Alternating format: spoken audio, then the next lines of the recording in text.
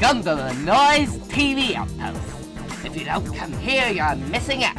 We got nachos, balloons, tequila, and Pizza, your wackiness. yeah, that. So come and join this crazy party if you can handle it.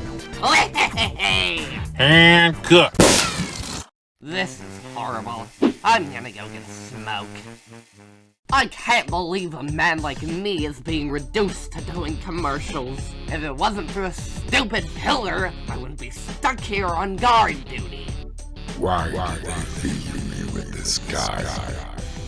Hazard, conjure me some tequila. Yes, your loudness. This tastes like pizza! It's the best I can do. Boss, we got the news from PepperMan. They got hold of the town, but half of it was destroyed. They still managed to build base. Well, at least with what's left of it. And, apparently the town put up a real fight. I was told there's this one guy too. He was moving around real fast. A guy who moves really fast? As one of the lead general of the Pizza Army, it is my sworn duty to protect my troops. I will get there at once. You guard the pillar, soldier.